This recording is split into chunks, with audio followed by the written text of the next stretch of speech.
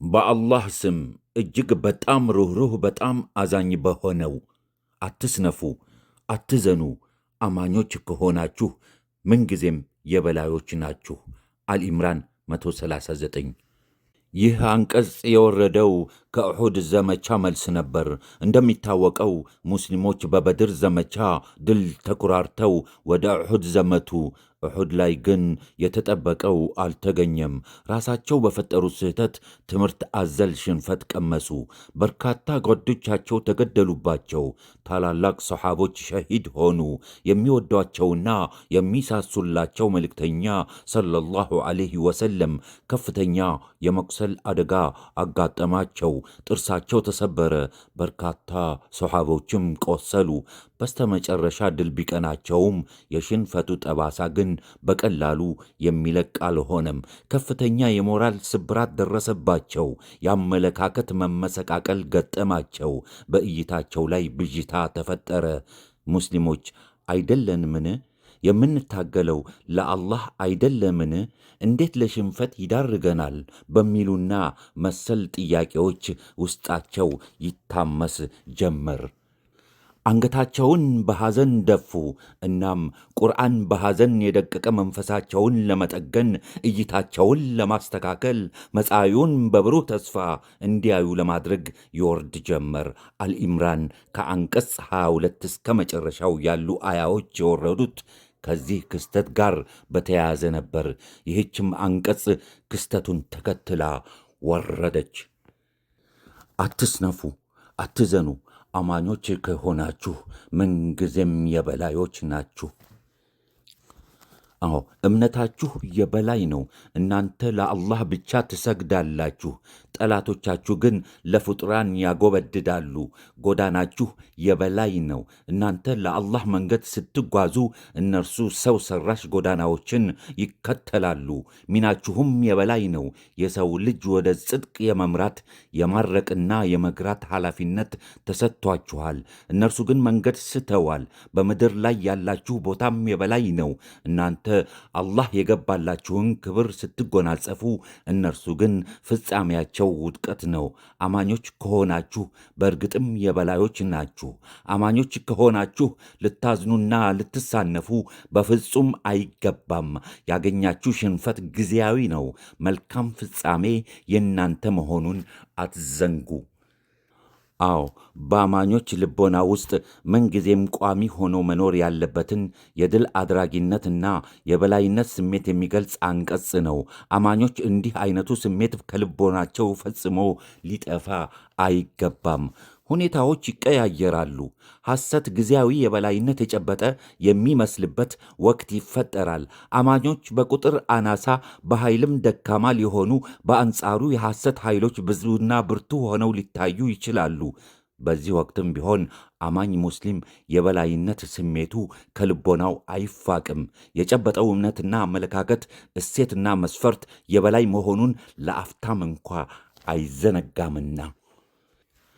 አድማሱ በሐሰት ምስልና ድምፅ ሊሞላ፣ አስቀያሚው የጃህልያ ገጽታ ተብለጭልጮ ሚሊዮኖቹን ሊያታልል፣ በአንጻሩ ማራኪው የሐቅ ገጽታ እንዲጠለሽ ተደርጎ ሊቀርብ ይችላል።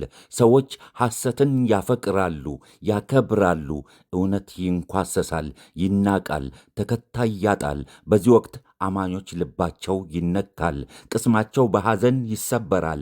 ቢሆንም አትተክዙ፣ አትዘኑ ይላቸዋል አላህ። በእንዲህ አይነት ፈታኝ ሁኔታ ውስጥ እንኳ ቢሆን አማኞች ከሆናችሁ ምንጊዜም የበላዮች ናችሁ። ሐሰት ጊዜያዊ የበላይነትን ይጨብጣል። ሐቅንና ወገኖችን እያሳደደ ይገርፋል። ግፍ ያይላል። በየቦታው የደካማ ሕዝቦች ሰቆቃ ይበረታል። የድረሱልን ጩኸታቸው ይበረክታል። እዚህም እዚያም ዋይታ ይሆናል። አድማሱ በሙስተዳዕፊን ውዑታ ይሞላል። ሕዝቦች ሰው ሠራሽ ርዩትና ሥርዓት በፈጠሩት የመከራ አለንጋ ይገረፋሉ። በደልን መሸከም ሲከብዳቸው እሪታቸውን ያሰማሉ። የእውነት ወገኖች እነርሱን ለመታደግ የሚያስችል ሁነኛ ኃይል በሌላቸው ሁኔታ ውስጥ አማኞች ስለ ሰው ልጅ ስቃይ ይሳቀቃሉ፣ ስለ መከራው ያነባሉ። ልባቸው በሐዘን ይነካል፣ ቅስማቸው ይደቃል። በዚህ ወቅትም ቢሆን አትስነፉ ይላቸዋል አላህ። አማኞች ከሆናችሁ ምንጊዜም የበላዮች ናችሁ። የእውነት ሕይወት ለጋሽ ጽንሰ ሐሳቦች፣ ማራኪ እሴቶችና መስፈርቶች ተንቀውና ተዋርደው በምትካቸው የኩፍር ርዩት ገኖና የእውነት ብርሃን በሐሰት ተጋርዶ ማየት ሕሊናን ያቆስላል፣ ውስጥን ያውካል። ይህ አንቀጽ አንድ አማኝ ይህ ሁሉም በማየት ከሚደርስበት ሥቃይ ፈውስ ይሰጣል። በማንኛውም ጨቋኝ ኃይል የጽንሰ ሐሳብ ተጽዕኖ፣ የባህል አምባገነንነት ሥቃይና መከራ ፊት በጃህልያ አራማጆችና ሥርዓት ፊት ጠንካራ አቋምን፣ የበላይነት ስሜትንና ክብርን ያጎናጽፋል። ይህ የሙእሚን የበላይነትና የክብር ስሜት የሚመነጨው ከጨበጠው እምነት ነው። አማኝ ስለ ዓለም ያለው እይታ እጅግ የተስተካከለና ፍጹማዊ ነው። ከየትኛውም የእምነት የጽንሰ ሐሳብና የፍልስፍና ክምችት ሁሉ የላቀ ነው። የሰው ልጅ በየትኛውም የፍልስፍና መስመር ቢጓዝ እንዲህ አይነቱን ርዩት ሊያመነጭ አይችልም። የየትኛውም ሃይማኖት ሊቃውንትም አይደርሱበትም። በጣም ብሩህ፣ ግልጽና ውብ የሆነ ርዩት ነው። ማራኪ እምነትና አመለካከት ነው። የሕይወት ምንጭነቱ የማይነጥፍ እሴትና መስፈርት ነው። የዚህ ርዩት አቂዳ ባለቤት በእርግጥም ከየትኛውም ሰው የላቀና የበላይ ነው። አማኝ የጨበጠው የአኗኗር ቀመር ወግና ሥርዓትም ከየትኛውም ሥርዓት የላቀና የበላይ ነው።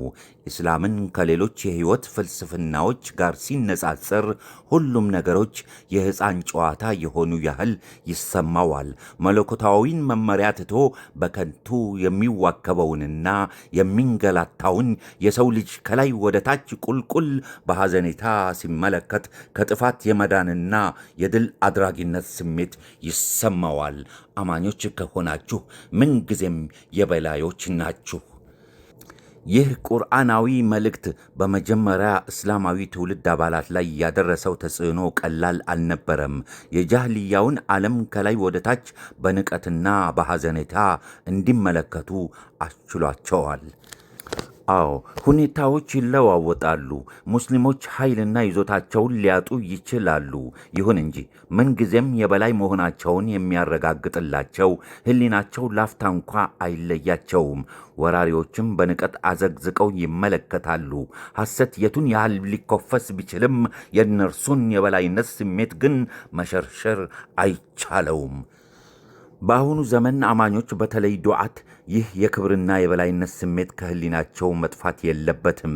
በእርግጥ ኢስላም የበላይነቱን ማጣቱ፣ የኸሊፋ ስርዓት መንኮታኮቱ ያሸማቅቃል። ሙስሊሞች በየቦታው በጃህልያ ኃይል እየታደኑ መታረዳቸው፣ የሙስሊሙ ዓለም በዋይታና ሰቆቃ መሞላቱ ልብን ያደማል። የህዝበ ሙስሊሙ መሐይምነት፣ ድህነት፣ ቁሳዊ ኋላቀርነት የሀፍረት ስሜት ያሳድራል። ጃህልያው አስቀያሚ ገጽታን ተሸፍኖ ብዙዎችን ሲያታልልና የበላይነት ገኖ ሲታይ ቅስምን በሐዘን ያደቃል። ይህ ሁሉ ግን የእውነትን እውነትነት አይለውጠውም። ዝንፍ የማይለው የሐቅ ሚዛን እንደ ጸና ይኖራል።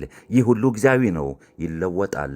እናም አማኞች ሐዘን ሊገባቸው፣ በበታችነት ስሜት ሊሸማቀቁ፣ በተስፋ መቁረጥ ሊሳነፉ አይገባም። አትስነፉ፣ አትዘኑ። አማኞች ከሆናችሁ ምንጊዜም የበላዮች ናችሁ። ትዕግሥትና ጽናት ካለ ሁኔታዎች ይለዋወጣሉ። ሐዘን በደስታ፣ ጃህልያ በኢስላም ይተካሉ። የሰው ልጅ መከራና ሰቆቃ ፍጻሜ አግኝቶ ተድላና ሐሴት ይነግሳል። ጌታ አምላካችን በተከበረው ቃሉ እንዲህ ይላል። የአማርኛው ትርጉሙ እንዲህ ይነበባል። ቁስል ቢያገኛችሁም ከእናንተ በፊት የነበሩ ሕዝቦችንም ተመሳሳይ ቁስል አግኝቷቸዋል። ይህቺ በሰዎች መካከል የምንለዋውጣት ቀን ናት። አልኢምራን 140 ስለዚህም አትስነፉ፣ አትዘኑ። አማኞች ከሆናችሁ ምንጊዜም የበላዮች ናችሁ። ወሰላሙ አሌይኩም ወራህመቱላሂ ወበረካቱ።